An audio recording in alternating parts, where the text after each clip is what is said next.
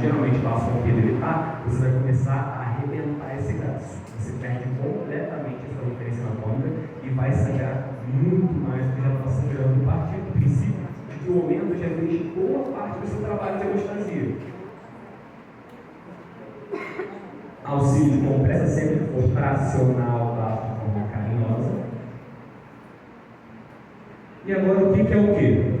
Aqui você consegue identificar já. Aqui a gente tem a parte da cauda do baço, aqui na frente cranial, aqui o corpo. Vocês sabem já que aqui é caudal, porque olha a distância que a gente tem do estômago. Olha o tanto que teria. As gástricas são chamadas de gástricas curtas. Elas dão uma referência para você. O polo cranial vai estar sempre próximo da base do estômago.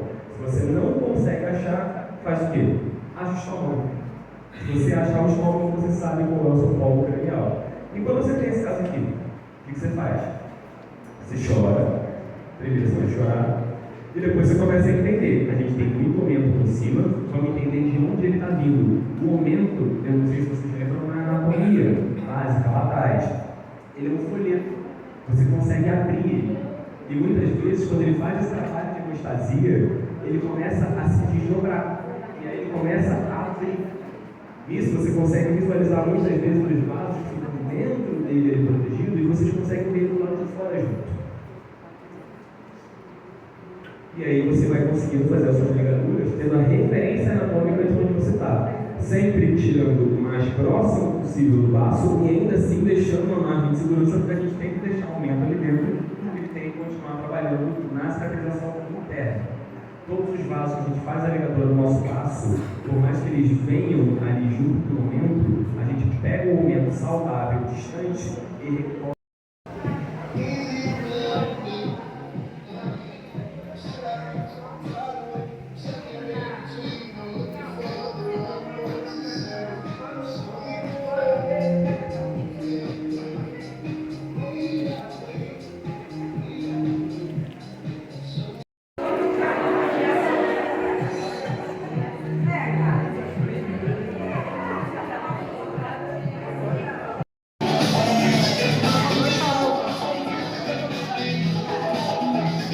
Fico olhando pra dona.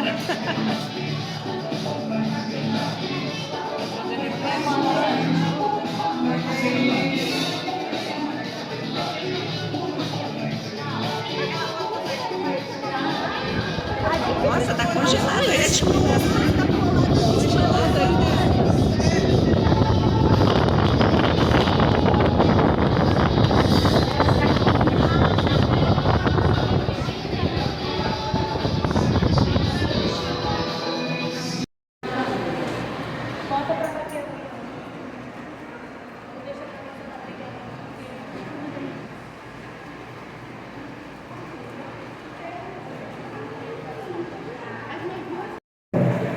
Ao tema da palestra, manutenção, diferenças entre tira e inalatória.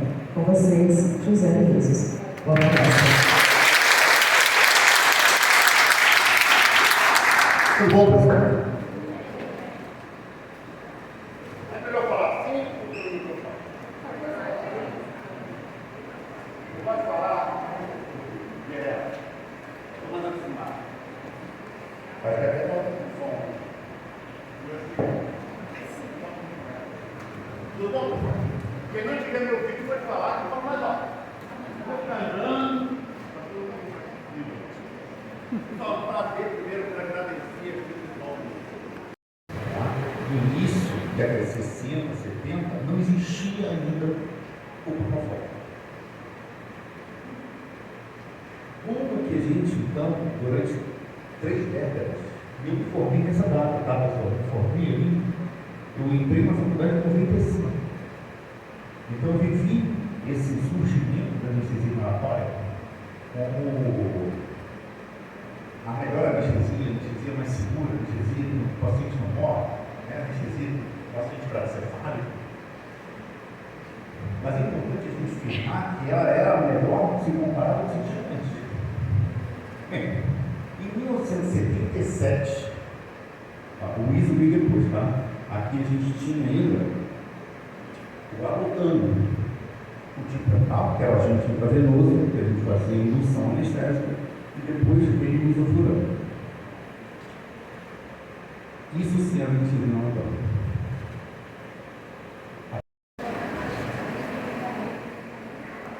O nome dele é Juan Marques, ele é médico veterinário pela Rural, pós-graduado em medicina de pets não convencionais e animais silvestres da Caritas, residente em anestesiologia veterinária pela UEMP e atualmente é professor da UFA e também anestesista volante. O tema da palestra é manejo anestésico em aves, por favor. Uma salva de palmas, por favor. Bom dia, gente. Tudo bem com vocês? Queria começar perguntando para vocês aqui, mas a gente fala muito pouco disso, né? Qual o tamanho do catéter intravenoso que eu tenho para colocar naquele animal que pesa 4,1 kg?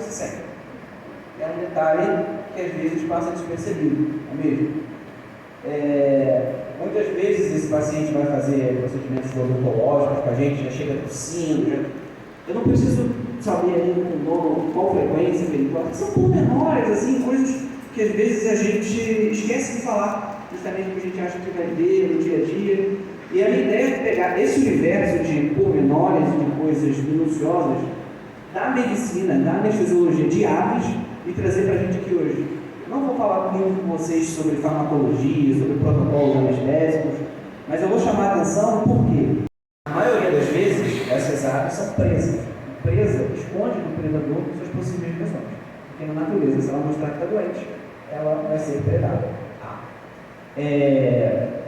Avaliar a ave sempre com a ave isolada, no mínimo assim, uns 2 a 3 metros de distância, para você já ir captando os parâmetros naturais dela. Por exemplo, se é uma ave que está muito mal e não consegue nem ficar em pé, você não vai ver ele em pé. Mas se a ave está empoleirada, por exemplo, você consegue de longe contar a frequência respiratória dela. Já vai ser muito mais real do que se você fizer isso com ela na mão. Tá? É muito importante isso. Avaliar o estado geral e a responsabilidade do paciente. Agora a gente começa a entrar em alguns detalhes um pouco mais importantes. Já viram captura de ave impulsada? Quem já viu aqui? Pegar a ave e impulsar? O pessoal já viu. Já viram como é que é a condução de uma ave impulsar, que é de rede? Aquele pulsar de rede de pegar sem?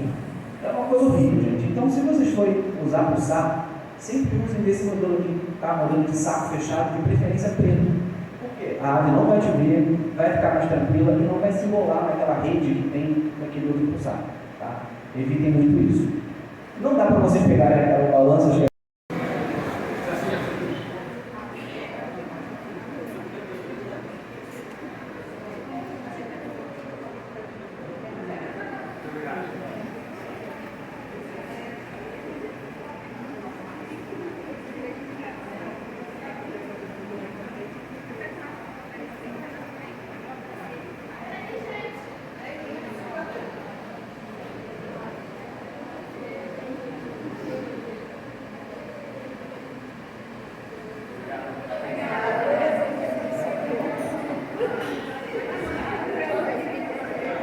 Com vocês, Marcos Rosa.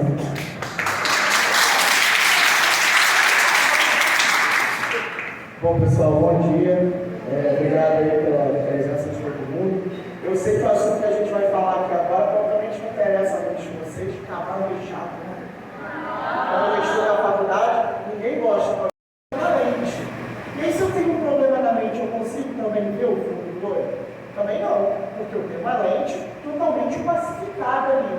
E aí o exame da ultrassonografia, ele vai me mostrar o fundo do olho. Claro, uma imagem um pouquinho diferente, mas eu preciso para ver quem? As mesmas coisas que eu quero ver na fundoscopia, a retina e o nervo óptico. E aí o ultrassom ele me permite ver isso. Porque se eu tiver um dano na retina ou no nervo óptico, não adianta fazer a cirurgia de catarata. Por quê? E a gente aqui na Cachoeira já matou há 20 minutos. Ele só conseguiu achar a gente quando já estava a situação assim, trocadinha. Ele, o senhor super humilde, ele tinha esse bonezinho mais outro, que ele deixava atrás da casa dele, para o terreno, que ele cuidava para alguém. Assim, eu nunca fiz uma cirurgia de ampliação com tanta tristeza de uma pessoa que nem dinheiro para pagar o cara tinha, Ele falou, não, se vocês pedirem para mim, eu consigo pagar, a gente só literalmente, vou cobrar de você só os custos do medicamento, porque o custo do medicamento é impossível a gente tirar do nosso bolso, né? Deu, sei lá, uns R$200.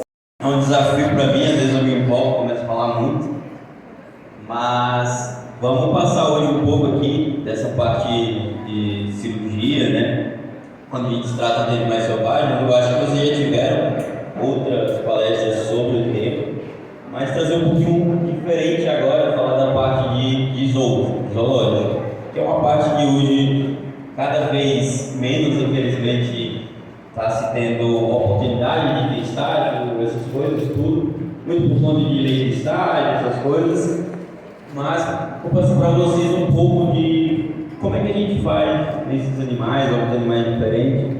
A ideia é um pouco diferente de como a gente se trata de uma clínica, um hospital veterinário, apesar de a gente ter um hospital veterinário no zoológico, a parte de abordagem do paciente, a parte de técnica dela vai ser muito parecida, mas a parte de abordagem pré e pós-operatória vai mudar. Boa tarde. Aqui é Mala aí. Luciana. Então, a nossa pergunta é: como vocês viram essa abordagem de introduzir um fator não estressante para esse animal, já que ele não vai ser devolvido para a natureza? A gente sabe que o cortisol ele leva a radicalidade, que consegue liberar a corrente sanguínea, mas que brevemente consigam fazer esse enriquecimento ambiental. Mas como é algo precoce, ou não um paciente interessante de imediato? Então, como vocês fazem isso para até minimizar o pós-respiratório dele?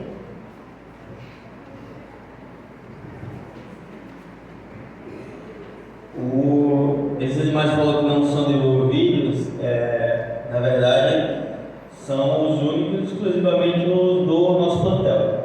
Então, se o animal já era nascido sob cuidados humanos, o animal do plantel, do zoológico, ele não pode soltar ele, obviamente. Animal, aqueles casos que eu falei para você de vida livre, ele é trazido, é operado e entregue às autoridades de novo competentes para fazer a soltura no local adequado. Tá?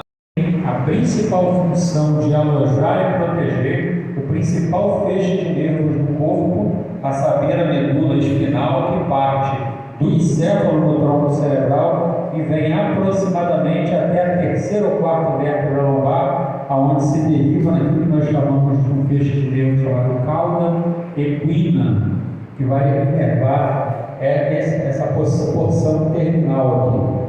E assim a gente vai entender qual é a importância dos nervos, dos discos intervertebrais e também das vértebras. Quando nós olhamos a anatomia da medula espinal, nós observamos o seguinte, que ela está dividida basicamente em substância cinzenta mais interna e a substância branca mais interna. Esse é um corte longitudinal da medula espinal. A essa região da substância cinzenta nós chamamos, por razões óbvias, normalmente de H medular, que é onde se fazem as sinapses das raízes nervosas efetoras, com fratura na coluna ou uma contusão medular, não se me isenta aí de ter outro problema de saúde. Você imagina se eu tenho um paciente que tem uma fratura, por exemplo, vertebral, eu vou abordar ele cirurgicamente, mas esse paciente tem, por exemplo, uma trombocitopenia grave. Isso pode comprometer o resultado da minha cirurgia. Então, pessoal, isso é exame de triagem. Tem que fazer, dependendo da suspeita que eu tenho. Até porque a gente não faz exame, guardem isso, a gente não faz só exame para confirmar a suspeita. A gente faz exames para descartar outras possibilidades. Isso é muito importante. Bom, mas eu posso também fazer, em alguns casos, a análise licórica, ou seja, fazer a coleta de líquor para me auxiliar no diagnóstico. Por quê? Porque às vezes eu tenho um paciente com